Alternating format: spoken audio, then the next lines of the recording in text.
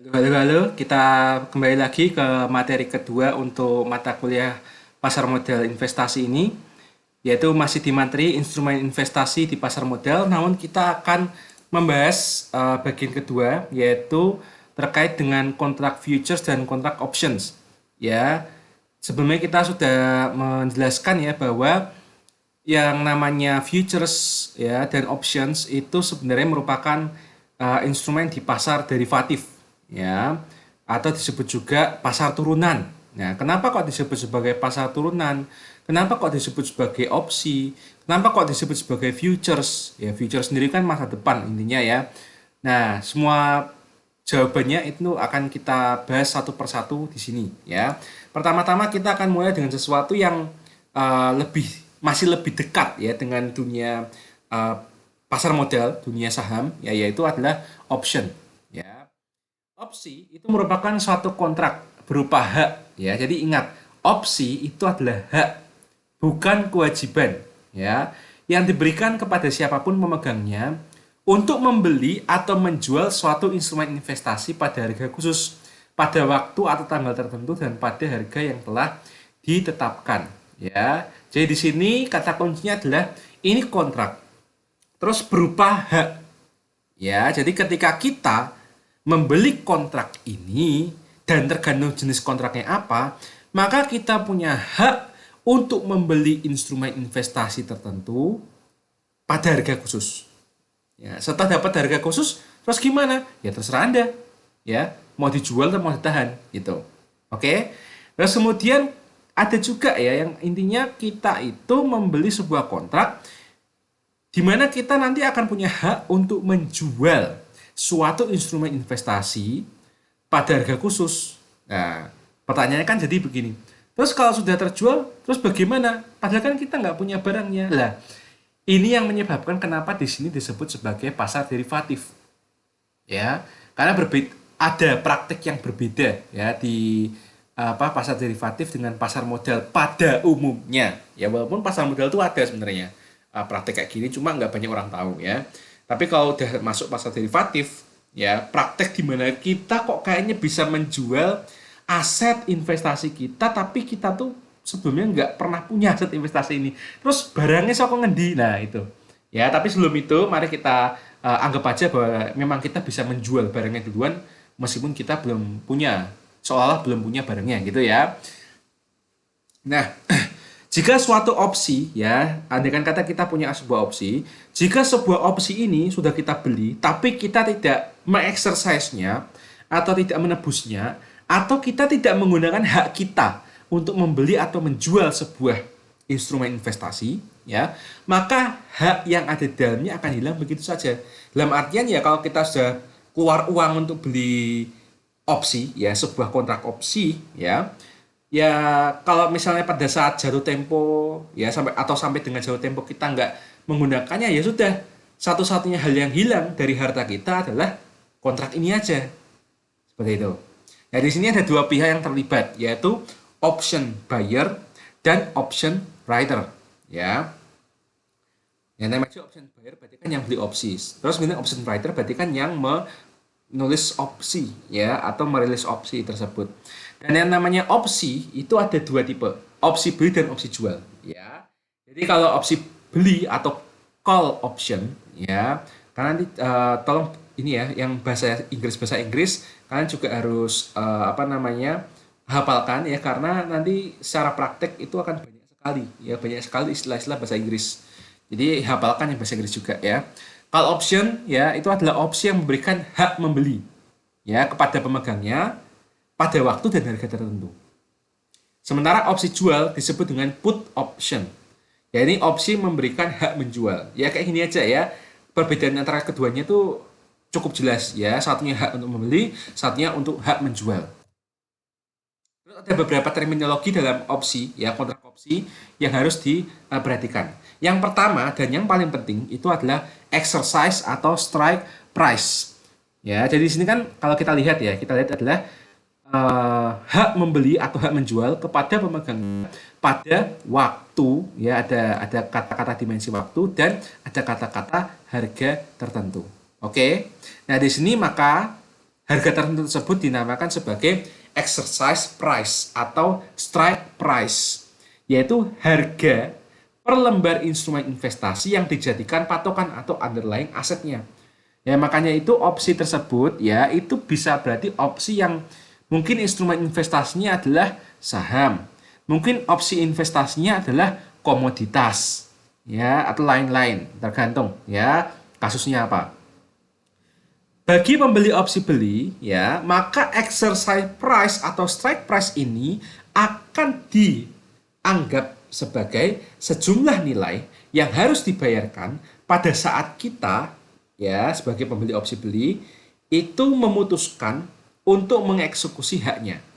Ya, kalau memang tidak akan mengeksekusi haknya, maka kita tidak akan mengeluarkan uang sejumlah exercise price ini. Sementara bagi pembeli opsi jual, exercise price adalah sejumlah nilai yang akan diterima mereka pada saat mengeksekusi haknya. Ya, jadi satunya membayarkan, satunya menerima. Seperti itu. Terus kemudian yang kedua, namanya aja ada dimensi waktu. Ya, karena dimensi waktu berarti kita punya yang namanya expiration date. Ya, jadi kalau di obligasi ada yang namanya maturity date, kalau di sini ada yang namanya expiration date. Ya, tanggal kadaluarsa. Jadi yang namanya hak itu bisa kadaluarsa. Batas waktu atau deadline kapan sebuah opsi masih dapat dieksekusi. Nah, terkait dengan expiration date ini ya, ketika kita misalnya mencoba untuk masuk ke pasar kontrak opsi gini, kita harus melihat dulu apakah isi kontraknya itu menganut opsi Amerika atau opsi Eropa. Ya, jadi kalau ada istilah American style ya atau opsi Amerika, itu intinya adalah opsi tersebut dapat dieksekusi kapan saja sampai saat expiration date-nya tiba.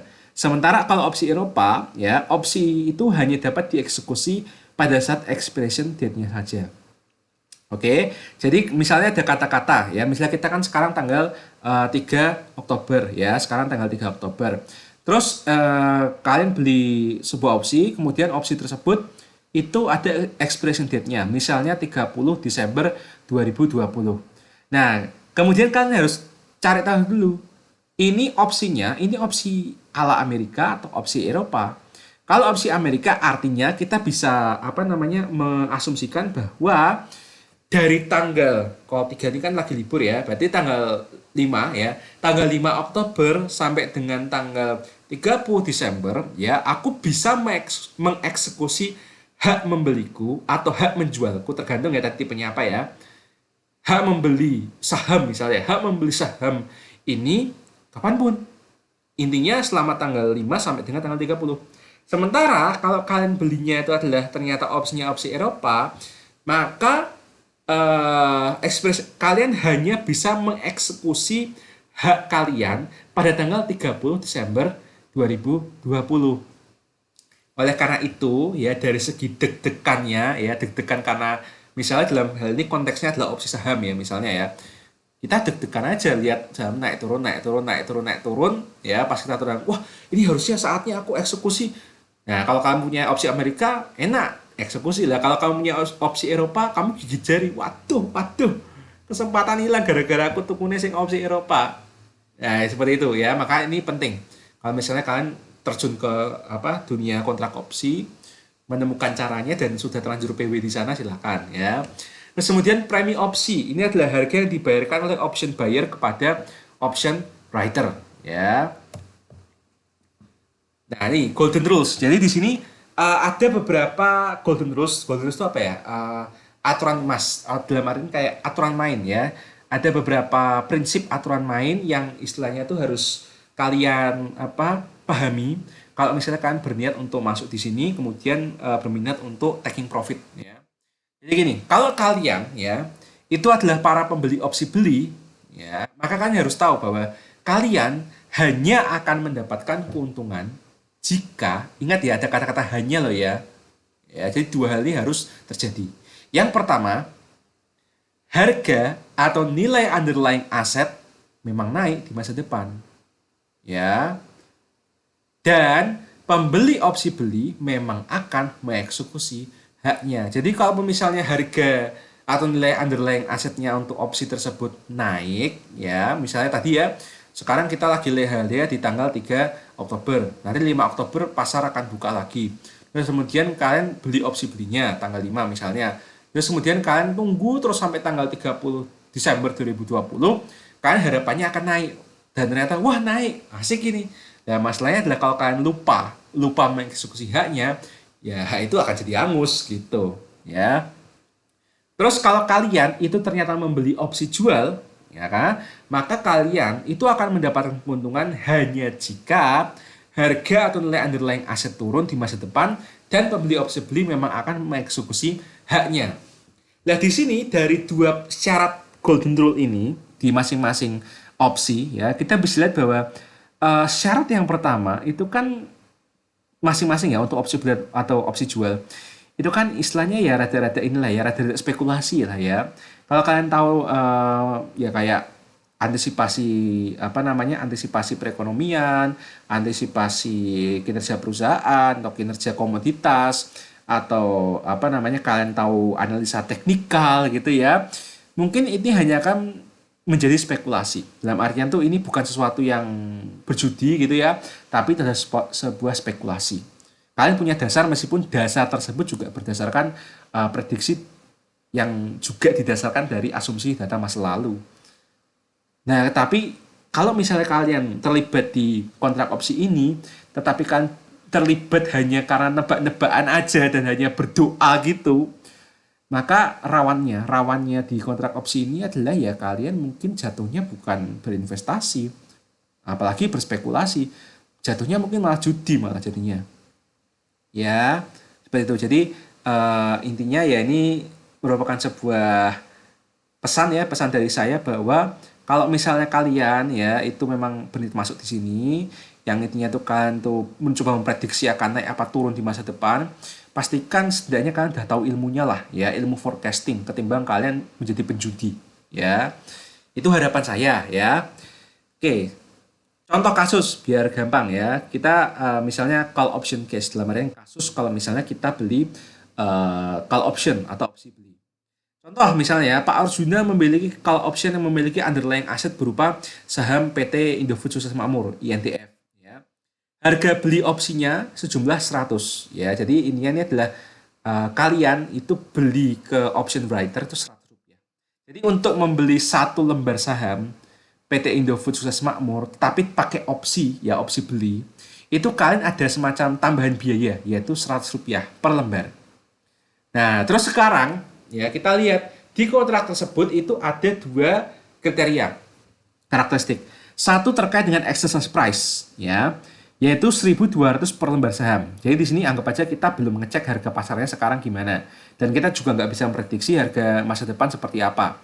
Tapi intinya adalah kalau kita beli call option ini maka kita harus keluar uang 100 rupiah untuk beli kontraknya dan kita punya hak untuk mengeksekusi opsi ini di harga PT Indofood ini seharga 1.200 per lembar saham.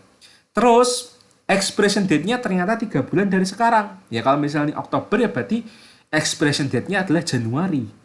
Dan ternyata ini adalah opsi Amerika. Ya berarti ini adalah opsi di mana kita itu bisa mengeksekusi hak kita kapanpun. Asalkan belum sampai Januari 2021. Misalnya itu ya. Nah, terus ini menyebabkan para pembeli call option ya atau opsi beli itu punya 3 macam skenario. Ya, dalam artian sepanjang ya hari ini ya, tanggal 3 atau mungkin tanggal 5 nanti ya, hari Senin. Tanggal 5 itu sampai dengan Januari nanti ya. Itu kan harga saham kan akan terus berfluktuasi ya, naik turun naik turun naik turun, cenderung naik atau cenderung turun kita nggak tahu ya. Terus pada suatu waktu misalnya harga Indofood ya, itu ternyata berada di level 1.500. Ya mungkin ini adalah harga misalnya sekitar sebulan kemudian misalnya ya kan belum masuk masa ekspirasi kan ya, tapi 1.500 coba kita cek ya bahwa ternyata 1.500 kalau dikurangi 1.200 itu masih sisa 300 dan 300 kalau dikurangi dengan biaya beli opsi tadi per lembar 100 maka masih ada 200 berarti kalau sebulan kemudian harga pasarnya 1.500, terus kemudian Pak Arjuna yang punya opsi call atau opsi beli ini mengeksekusi opsinya, maka dia pada hari itu akan mengantongi keuntungan sebesar Rp200 per lembar saham. Itu. Ya. Skenario kedua, misalnya ya, ternyata sebulan kemudian ya, besok November itu harga Indofood berada di level 1.300. Nah, di sini Pak Arjuna itu akan mikir-mikir dulu. Karena setelah dihitung-hitung ia nggak akan dapat profit kalau dia pada saat harganya di level 1.300 dia melaksanakan haknya. Karena gini, hitungannya adalah misalnya melaksanakan haknya, berarti nanti dia akan apa namanya? Dia kan akan mendapatkan harga sahamnya 1.200. Tapi juga dia harus menghitung bahwa dia mengeluarkan uang Rp100 per lembar kontrak tersebut. Maka dia mengeluarkan uang 1.300. Nah, padahal harga pasar sekarang 1.300, maka 1.300 dikurangi biaya yang sudah dia keluarkan untuk beli 1.300, artinya nol. Ya, pikir-pikir dulu, silakan. Kalau ternyata memprediksi bahwa wah ini mesti harganya turun terus ki, ya silakan, mungkin apa namanya bisa dilaksanakan haknya terus kemudian bakbuk ya, ketimbang apa namanya dibiarkan saja terus rugi Rp100 seperti itu, bisa ya. Atau mungkin ya memprediksi bahwa wah nanti masih bisa naik lagi lah ya, mungkin sampai 1.400 langsung tak exercise gitu misalnya, itu juga bisa ya, karena kalau di level 1.400 ya berarti masih bisa untung Rp100 per lembar. Nah, skenario ketiga yaitu harga INDF itu berada di level 1.000. Bahkan misalnya ini bukan terjadi di bulan berikutnya, tapi misalnya sampai dengan Januari, sampai dekat-dekat expiration date, ternyata harga INDF itu sampai di level Rp1.000. Ya, terus pilihannya terus gimana dong? Ya. Nah, di sini Pak Arjuna lebih baik tidak mengeksekusi haknya. Kenapa? Karena ingat, ya sekali lagi, Pak Arjuna itu beli opsi kontraknya berapa? Udah 100 kan? Artinya sebenarnya dia posisinya adalah minus 100. Kalau misalnya dia mengeksekusi haknya, maka seolah-olah nanti dia akan membeli harga Indofood di level 1.200. Ditambah 100 sama dengan dia keluar 1.300. Artinya kalau dia pada saat di level 1.000 dia memutuskan untuk mengexercise, sama aja dia keluar uang 1.300 per lembar, tetapi nggak bisa dijual pada hari itu.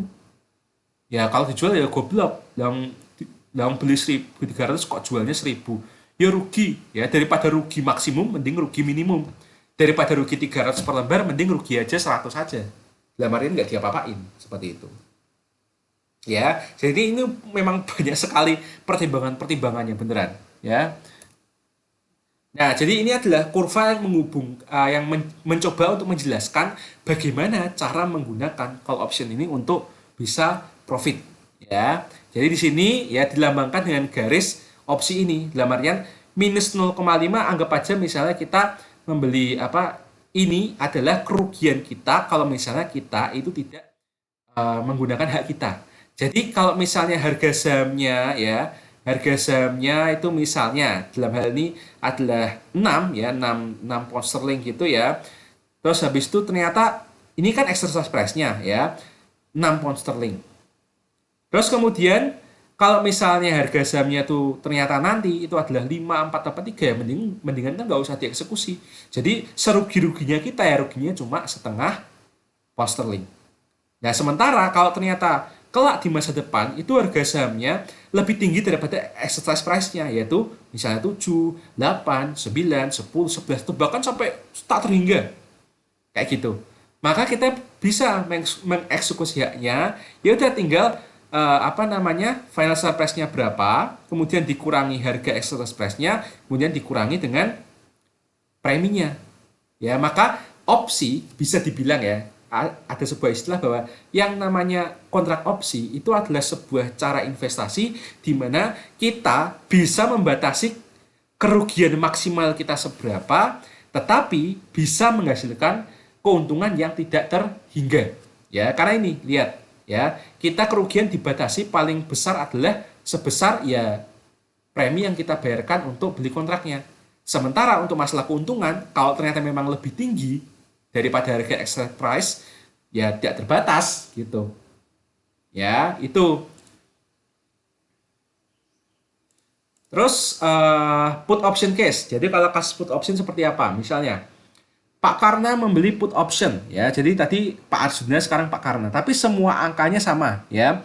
Harga beli opsinya, premi opsinya yaitu 100. Terus exercise price-nya 1.200. Expiration date-nya 3 bulan dari sekarang opsi Amerika. Nah, berarti kalau misalnya si Pak Karna ini itu membeli put option, maka dia akan berharap bahwa kelak harga sahamnya PT Indofood Sukses Makmur itu akan turun terus. Ya, jadi turun di bawah 1.200. Nah, ini skenario juga sama, ada 3 ya. Kalau misalnya harga Indofood berada di level 1.500, maka Pak Karna tidak akan mengeksekusi haknya. Ingat ya, di sini Pak Karna itu memiliki hak untuk menjual, bukan hak untuk membeli. Dalam artian begini, kalau harga beli di pasar 1.500, sementara Pak Karna punya hak untuk menjual 1.200, kan kalau misal dieksekusi ya seolah-olah dieksekusi gitu, ya kan sama aja Pak Karna harus membeli 1.500, kemudian pada detik yang sama harus jual 1.200, rugi 300. Ditambah ini kalau dieksekusi sama aja 100-nya juga hangus, rugi 400, ya kan? Ya, oleh karena itu daripada mengeksekusi haknya kemudian rugi 400 rupiah, kenapa nggak dibiarkan aja supaya rugi maksimalnya tinggal 100 saja per lembar. Ya, seperti itu. Terus skenario 2, harga INDF berada di level 1.100. Maka Pak Karna akan pikir-pikir dulu karena ia tidak akan dapat profit jika melaksanakan haknya.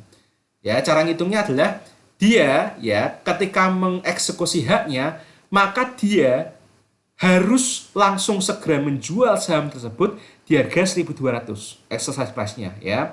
Tetapi saat itu harga pasarnya untuk beli adalah 1.100. Maka pada detik yang sama ketika dia mengeksekusi haknya, dia akan langsung beli 1.100, langsung habis itu dijual 1.200. Oke lah, profit 100. Lah masalahnya ya, tadi dia beli haknya, beli kontrak opsinya itu kan 100 rupiah per lembar. Ya 100 kurangi 100 jadinya 0. Seperti itu. Nah, skenario 3, harga Indofood berada di level 800. Nah, di sini Pak Karna akan memilih untuk mengeksekusi haknya, ya, karena dia ketika mengeksekusi haknya, dia langsung akan dapat menjual di harga 1.200 sesuai kontrak, ya. Dan di saat yang sama juga dia akan segera membeli. Jadi secara sistem, Pak Karna seolah akan langsung mendapatkan harga INDF di harga 800 terus kemudian langsung terjual secara otomatis. Maka profitnya berapa?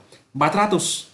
400 per lembar profitnya dikurangi harga opsinya per lembar 100. Jadi dia akan untung 300 rupiah per lembar dalam detik yang sama. Oleh karena itu kurvanya seperti ini. Maka harapannya adalah ya harga itu turun gitu ya. Jadi kita bisa lihat ya, ini kan final share price-nya ya dari 2 pound sterling sampai 11 pound sterling. Kita bisa lihat bahwa ternyata ketika harganya 10, 9, 8, 7, 6 ya, misalnya exercise price-nya di harga 6 pound sterling ya, exercise price-nya. Ketika harga pasarnya 7, 8, 9, 10, dia nggak akan mengeksekusi haknya. Dengan demikian dia hanya akan rugi sebesar setengah pound sterling ya. Tapi kalau ternyata harga sahamnya turun ya ke 5 pound sterling, 4 pound sterling, 3 pound sterling, 2 pound sterling, nah dia justru akan menggunakan haknya ya. Seperti itu. Walaupun di sini untuk konteks put option ya, kerugiannya terbatas hanya sebesar biaya yang dia keluarkan untuk beli kontrak. Keuntungannya ya itu semi tidak terbatas. Saya bilang semi tidak terbatas kenapa? Ya karena nggak ada kan yang namanya harga saham itu minus. Ya. Jadi keuntungannya itu hanya akan dibatasi sebesar berapa harga saham minimum yang ditetapkan di negara tersebut. Semakin turun, semakin bangkrut, maka semakin kayalah dia. Seperti itu. Jadi mekanisme pasar seperti itu. Jadi mau pasar tuh naik, mau pasar tuh turun, kalau ngerti kendaraan yang digunakan, ya maka seseorang tersebut akan profit terus. Seperti itu, ya. Oke, jadi tentang kontrak opsi, jika ada pertanyaan bisa disampaikan lewat komentar di YouTube ya. Terus kemudian kita akan masuk ke kontrak futures. Ya, kontrak futures ya itu sebelum masuk ke intinya kontrak futures ya, kita ngomong dulu yuk tentang 3 jenis kontrak ya. Yang pertama adalah kontrak spot, kedua kontrak forward, baru setelah itu kita masuk ke kontrak futures, ya. Jadi ini istilah ini kalau misalnya kan semakin dewasa, nanti kan akan lebih memahami ini, ya. Terutama kalau misalnya kan udah dewasa, terus kemudian kan tertarik investasi misalnya di emas. Nanti ada istilah-istilah semacam spot, forward, futures yang harus kalian pahami maknanya apa. Ya, kelak kalian akan tahu dan harus terpaksa tahu, yakin, ya. Kontrak spot ya, intinya spot. Jadi spot itu apa sih? Spot itu kan sebuah titik ya. Jadi bahasa ilmiah aja, kita pakai pakai bukan ilmiah. Bahasa harfiah ya, secara harfiah spot itu kan titik ya, titik yang terdapat di situ. Dalam artian dalam konteks ini ya, spot itu maksudnya adalah pada saat itu juga dan harga pada saat itu juga. Kalau dipanjangkan definisinya, kontrak spot itu adalah perjanjian transaksi antara pembeli dan penjual, di mana mereka setuju untuk bertukar aset atau efek pada saat itu juga dan harga pada saat itu juga. Nah, mungkin kayaknya susah ya. Ini jadi maksudnya gimana, Pak? Ya intinya ya seperti perdagangan biasa, ya. Jadi kalian misalnya ibu kalian beli ikan di pasar, ibu kalian beli apa namanya cabai atau rempah-rempah di pasar. Itu pasar itu sebenarnya itu merupakan pasar spot, ya. Dalam artian tuh ya cabai sekarang berapa harganya? Oh, berapa sekian ribu per apa namanya per jumput. Ya udah saya bayar ini. Nah, berarti pada saat itu juga dan harga pada saat itu juga semuanya terjadi setuju untuk saling bertukar. Ya. Terus kemudian kontrak forward, ya forward ya namanya forward kan tahu apa kalian sering menjumpai istilah forward ini ya di apa namanya multimedia itu ya. Forward itu intinya adalah perjanjian transaksi juga antara pembeli dan penjual pada saat ini. Ingat ya, jadi pada saat ini. Pada saat ini kita melakukan perjanjian transaksi. Ya. Namun ya tanggal transaksi dan harga yang sudah disepakati untuk transaksi itu sudah disepakati di muka dan transaksinya akan dilakukan pada waktu yang ditentukan bersama. Jadi gampangannya misalnya gini ya, kamu dan temanmu ya, misalnya temanmu jualan HP gitu ya, kamu apa namanya punya uang. Tapi gini, intinya adalah oke, saatnya kita tekan perjanjian bahwa nanti ya habis setelah ada uang kiriman dari bapak di rumah gitu ya, HP-mu tak beli. Oke, kapan? Minggu depan. Oke, tanggalnya jadi tanggal dan harga sudah disepakati pada saat itu ya. Terus tapi waktunya adalah misalnya minggu depan. Harganya berapa? Wis podo wae 2,5 juta. Ya udah 2,5 juta. Nah, kemudian kedua belah pihak menunggu, terus seminggu kemudian mereka bertemu lagi. Terjadilah pertukaran antara uang dengan HP. Itu namanya kontrak forward. Ya, secara gampangnya seperti itu, ya. Kalau kontrak futures itu sebenarnya juga sama sih, rada-rada mirip lah, ya, rada-rada mirip dengan kontrak forward, ya. Tetapi bedanya harga jual beli sebuah barang atau aset atau efek ya, itu tidak ditentukan oleh kedua belah pihak yang bersangkutan. Ya.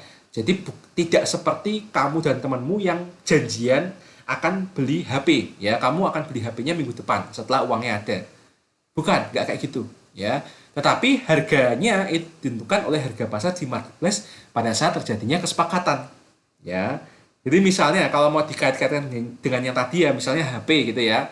Kamu dan temanmu ya itu pada saat ini akan berjanji bahwa minggu depan akan terjadi jual beli HP misalnya ya. Jadi kamu punya uang, temanmu punya HP.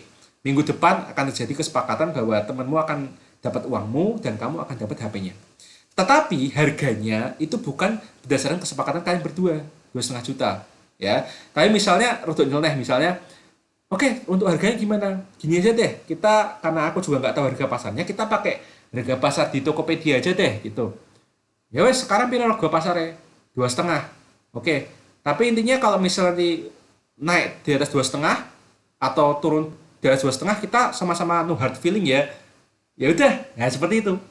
Ya istilah ini semacam analogi. Ya, tapi intinya adalah kontrak futures itu harganya bukan ditentukan oleh pihak yang bersangkutan, tapi ditentukan oleh harga pasar. Ya, oleh karena itu kalian ya cenderung akan lebih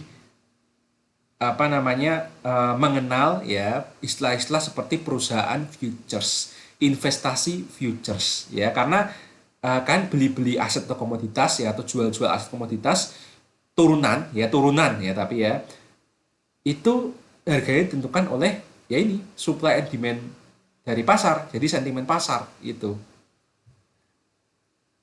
Ya, terus terminologi di kontrak futures ya. Jadi pasti ada yang namanya underlying asset. Jadi sesuatu komoditas atau aset yang disetujui kedua belah pihak atau dipertukarkan ya. Contohnya misalnya ya seperti komoditas misalnya emas, berarti emas XAU USD misalnya gitu ya. Jadi emas dalam harga berapa dolar per troy ounce. Terus misalnya minyak ya, oil brand itu bisa ya. Terus misalnya kokoa, coklat itu juga bisa. Terus CPO US dollar itu bisa ya. Jadi komoditas bisa. Atau mungkin falas ya. Jadi misalnya nilai tukar USD Great Britain Pound Sterling, USD yen atau mungkin Great Britain Pound Sterling dengan yen ya kayak gitu. Itu underlying asetnya itu harus jelas ada di kontrak ya. Terus kemudian settlement of delivery date, yaitu tanggal yang ditetapkan untuk melakukan transaksi. Kemudian future price, harga yang disepakati kedua belah pihak yang berkepentingan untuk melakukan transaksi. Nah, terus di sini yang membedakan pasar derivatif dengan pasar modal adalah istilah-istilahnya yang untuk mengganti beli dan jual. Ya, kalau di pasar modal, misalnya saham atau obligasi, itu masih ada istilah yang namanya buy and sell. Lebih jelas ya. Tapi ketika masuk pasar derivatif seperti tadi, ya opsi, kan tidak akan mengenal beli dan jual, tapi akan mengenal yang namanya call dan put. Nah, sementara di kontrak futures itu juga ada sama istilahnya yaitu long position dan short position. Ya, long yaitu kalau misalnya kalian pengen susah ngapalkan, anggap aja long position itu kayak kamu tuh pasang posisi beli, gampangnya gitu. Ya, jadi posisi yang dimiliki pihak yang setuju untuk membeli underlying aset di kemudian hari. Sementara short futures atau short position itu adalah posisi yang dimiliki pihak yang setuju untuk menjual underlying aset di kemudian hari. Ya, itu definisi akademisnya ya. Tapi kalau secara praktisinya ya intinya adalah pasang posisi beli dan pasang posisi jual. Intinya gitu. Ya, tapi akan lebih baik kalau kalian segera terbiasa dengan istilah long dan short ya. Nah, fungsinya apa sih kontrak future seperti ini? Ya, yang pertama dan yang paling menggoda kalian nantinya, kalau misalkan itu tergoda untuk uang instan gitu, ya, oleh para salesman futures adalah sarana spekulasi. Tetapi biasanya akan di ngomong bahwa ini investasi di sana aja pak, investasi emas aja pak. Tapi sebenarnya yang ditawarkan pada kalian itu adalah futures, derivatif komoditas yang sebenarnya lebih cocok jadi sarana spekulasi ketimbang investasi. Ya, kecuali kalau misalnya platformnya memang menyediakan sebuah produk yang merupakan produk saving dengan komoditas. Itu akan lebih rumit lagi ya, akan lebih rumit lagi ya. Itu udah masuk ranahnya para praktisi-praktisi gitu ya. Tapi akan lebih bagus kalau kalian menganggap ini bukan sarana investasi, tapi sarana spekulasi ya. Karena kalian itu pasti akan lebih tertarik untuk mengeksekusi long position dan short position bergantian ya dengan harapan memperoleh spread atau profit. Jadi keuntungan yang instan ya. Memang ini literally secara harfiah yang namanya futures itu memang bisa jadi sarana spekulasi yang mendatangkan keuntungan yang instan, tapi masalahnya adalah dengan keuntungan besar yang instan datang juga resiko bangkrut yang instan juga. Gitu ya. Nanti akan ada penjelasannya. Kemudian yang kedua, ini lebih digunakan oleh para korporasi-korporasi besar ya yang punya kepentingan terhadap komoditas-komoditas tertentu. Dan seringkali para korporasi itu terkadang juga ya dibantu atau dibackingi sama pemerintah. Walaupun kadang-kadang pemerintahnya juga ngaku nggak terlibat, tapi kemudian pakai sarana perusahaan lain untuk membantu perusahaan lain yang terlibat dalam sarana praktik hedging ini. Wes kayak ngono-ngono lah, mungkin mulai rumit-rumit biasanya di sini ya. Tapi gampangannya sih ya intinya kayak gini lah, kayak Indofood lah gampangannya ya. Kan namanya gandum itu kan komoditas ya. Artinya kalau misalnya dia tahu bahwa yang namanya gandum itu harganya naik turun terus, itu kan akan mengganggu prediksi laba ruginya, ya akan mengganggu proses penganggarannya. Nah, kalian tahulah semester 5 ya kan. cara apa namanya membuat penganggaran itu kan nggak mudah, apalagi kalau ternyata bahan bakunya tuh naik turun terus harganya. Makanya kan akan lebih baik kalau harganya kan dikunci.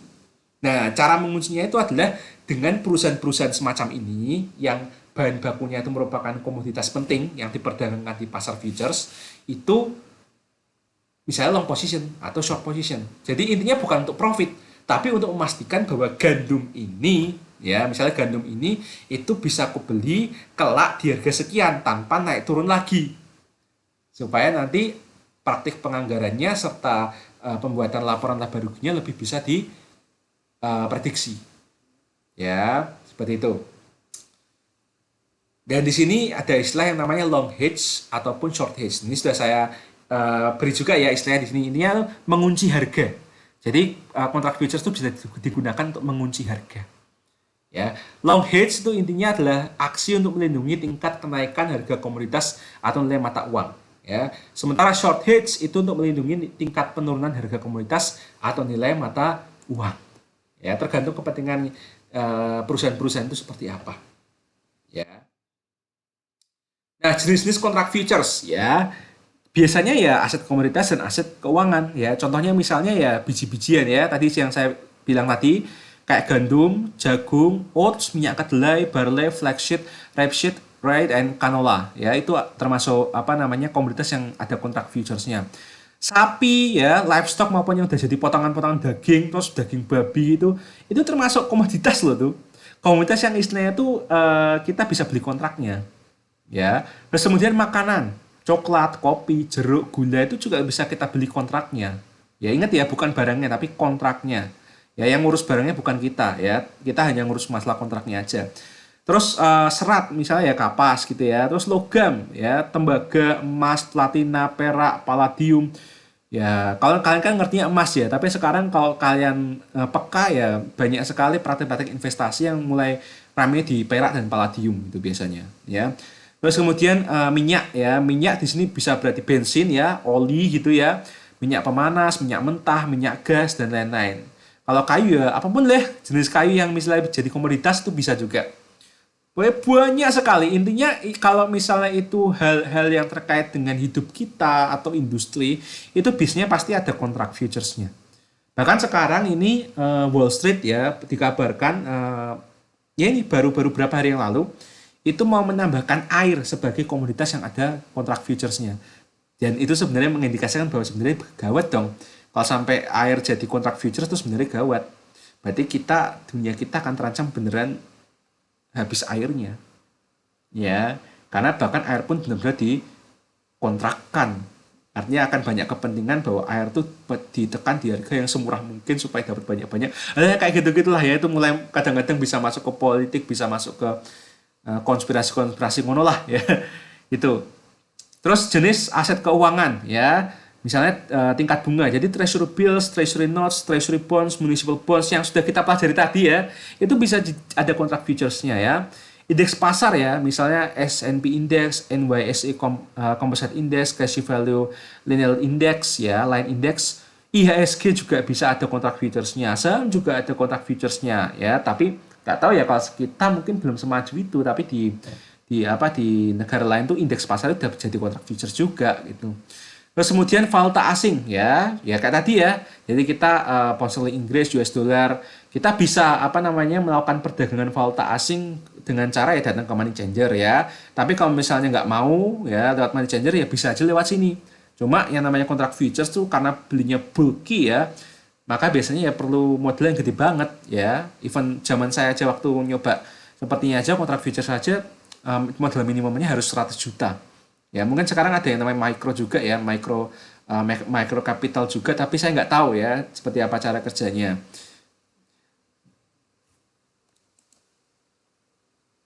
Terus nih ya ada case juga ya, misalnya ya sebuah kontrak futures dengan underlying aset berupa harga emas terhadap dolar Amerika. Jadi XAU dilawankan dengan USD. Nah contohnya Pak Rama memasang long position, ya artinya dia kan membeli kontrak yang ditawarkan. Nah sebenarnya ketika dia memasang long position itu ada orang lain yang bernama Bu Sinta yang memasang short position ya. Misalnya harga futures yang disetujui oleh keduanya adalah 1.300 US dollar per troy oz ya. Dan settlement date-nya 3 bulan kemudian. Jadi di sini ya Pak Rama dan Bu Sinta itu punya dua opsi. Opsi yang pertama adalah ya dua-duanya itu memasang posisi, terus tunggu aja sampai settlement date-nya terjadi. Gitu ya. Nah, tapi bisa juga ya Pak Rama maupun Bu Sinta, Pak Rama setelah long position ya, itu dia akan menutupnya. Jadi dia akan menutup dengan melakukan short position gantian. Jadi long ketika bertemu dengan short, tapi dieksekusi oleh orang yang sama, akan terjadi netralitas. Dalam artian berarti kontraknya selesai dengan sendirinya. Ibu Sinta juga sama. Dia awalnya short, terus kemudian dia juga daripada nunggu settlement date 3 bulan kemudian, dia memilih untuk long position. Nah, berarti dia kontraknya akan nul. Nah, permasalahannya adalah sebaiknya Pak Rama itu memasang short position, menutup posisinya, istilahnya itu menutup posisinya pada harga berapa, dan Bu Sinta itu sebaiknya menutup posisinya pada harga berapa. Seperti itu, ya. Nah, di sini ada dua kacamata. Kita ngomong Pak Rama dulu ya, Pak Rama. Pak Rama itu kan istilahnya kan memasang long position, artinya tuh dia itu ya mengekspektasikan bahwa 3 bulan kemudian aku bisa beli emas dan memiliki emas 1 troy oz sebesar $1.300, nilainya begitu. Ya, jadi anggap aja kamu punya $1.300 satu keping emas 1 troy oz. Terus ya, ini kan 3 bulan nih masanya. Terus ternyata ya harganya naik menjadi 1.350. Nah, Pak Rama daripada nunggu 3 bulan kemudian emasnya datang 1.300 US dollar harganya, kenapa nggak pada saat itu juga posisinya sekarang kemudian diganti menjadi short. Jadi awalnya kan long, terus kemudian short di 1.350. Maka dia otomatis meskipun dia belum settle dan dia tidak akan menerima barangnya, tapi dia sudah memiliki keuntungan $50 per troy oz. Ya, jadi kontrak yang kemudian dibatalkan oleh kontrak. Seperti itu. Ya, perkara ada pertanyaan, nanti yang ngirim emasnya siapa, Pak? Ya, yang ngirim emasnya ya ada gudang emasnya sendiri. Pasti ada semacam perjanjian dengan gudang-gudang emas yang ada di negara yang bersangkutan. Pasti ada gitu loh. Cuma kita sebagai orang yang main kontrak futures itu rapatnya ngurus masalah itu gitu loh. Ya. Karena ada pasal di mana kita bisa nunggu barangnya datang 3 bulan kemudian, atau barangnya nggak usah datang, aku jual aja nih kontrak langsung, deal. Gitu. Jadi awalnya beli, ya posisi beli, terus tak jual aja sekalian supaya $50 aku untung, selesai. Itu Pak Rama. Ya. Sementara ya kalau misalnya harga emas ya tanpa nunggu 3 bulan kemudian ya, misalnya sebulan kemudian itu turun jadi 1.250, ya maka Bu Sinta itu bisa menutup posisinya. Jadi awalnya short position, terus dia melihat di layar komputernya, harganya turun 1.250. Nah, dia bisa menutupnya dengan pencet long position. Jadi short ketemu long, netral. Selesai kontraknya. Ya. Jadi dia sudah tidak memegang kontrak lagi karena kontrak jualnya sudah dinetralisir oleh kontrak belinya sendiri. Selesai. Gitu. Nah, oleh karena itu prinsipnya seperti ini prinsipnya ya. Karena di sini kebanyakan kebanyakan komoditas ya, itu jangan dikira harga komoditas itu nggak mungkin negatif loh. Harga komoditas itu bisa negatif. Bahkan kalau kalian coba deh lihat Google. Pokoknya tahun ini sekitar pertengahan tahun ini atau bulan Meinan gitu, harga minyak dunia kontrak futuresnya ya itu sempat negatif loh. Sempat negatif. Jadi istilah itu kayak niat kita mau koleksi minyak, tapi alih-alih bayar kita tuh dapat minyak plus dikasih bayaran sama yang produksi minyak. Lucu toh? Lucu, tapi masalahnya itu terjadi dan masuk akal. Masuk akal loh. Kenapa? Ingat, barang komoditas ya kalau kalian sudah belajar manajemen keuangan semester 3, itu kan disimpan di gudang. Minyak pun juga ada gudangnya. Nah, kalian pikir memangnya menyimpan barang di gudang itu tidak ada biayanya? Ya kan kalian sudah belajar di semester 3 bahwa di gudang itu ada biaya maintenance. Ya kan? Entah maintenance-nya cuma sekedar bersih-bersih, mungkin cuma kos tenaga, tapi masalahnya kos tenaga itu kan dari orang yang digaji oleh perusahaan. Maka daripada apa namanya ini jadi beban, nggak terjual-jual, mending minyak ini segera keluar. Kalau perlu aku bayar orang supaya orang ngambil minyak aku. Itu masih logis loh, karena mungkin terkadang biaya maintenance lebih tinggi ketimbang kalau misalnya aku jual, bukan jual rugi, tapi ngelepas minyak terus aku ngasih uang ke orang lain ketimbang aku nyimpen di gudang sendiri. Ya, seperti itu. Oleh karena itu, di sini ada istilah bahwa ketika kamu ya masuk ke pasar futures, ya pasar kontrak futures, entah itu posisinya long maupun short, ya kamu bisa memperoleh income, ya pendapatan yang tidak terbatas, infinity. Itu mungkin dan secara sistem itu legal. Tetapi kalau kamu salah posisi dan ternyata salah posisi itu menyebabkan bencana buat kamu, maka bencana terbesar yang bisa kamu alami adalah kamu bangkrut. Bahkan sampai harta aset berhargamu juga akan ikut disita. Ya, bahkan nanti di dalam materi risk dan return ya, yang namanya kontrak derivatif, apalagi kontrak futures ini ya, itu merupakan salah satu instrumen investasi, instrumen apa namanya pasar finansial ya, pasar keuangan yang paling beresiko. Ya, satunya lagi ada yaitu cryptocurrency. Kalau di sini masih ada underlying asetnya, sementara cryptocurrency cenderung tidak ada underlying asetnya. Ya, kalau ada underlying asetnya mungkin berarti resikonya setara dengan futures ini. Seperti itu. Oke, jadi penjelasannya sampai di sini ya terkait dengan instrumen investasi pasar modal ya, yaitu pasar ekuitas saham, pasar obligasi ya obligasi, kemudian pasar derivatif ada opsi dan futures. Ya, itu materi 2 selesai ya, bagian kedua untuk video ini juga sudah selesai. Terima kasih sudah menonton video ini. Semoga video ini menjadi pembelajaran untuk Anda semua dan jangan berhenti untuk memahami tentang saham, memahami tentang obligasi dan memahami tentang derivatif ya. Dan kalau ada ilmu-ilmu lain yang mungkin saya belum tahu, ya mungkin bisa infokan ke komentar di YouTube ini ya. Karena saya juga meskipun saya pengajar, saya juga masih belajar untuk menjadi semakin sempurna di bidang pasar modal dan investasi. Baik, terima kasih sekali lagi. Saya tutup pertemuan untuk materi hari ini. Selamat pagi, selamat siang, dan selamat petang. Sukses untuk kita semua.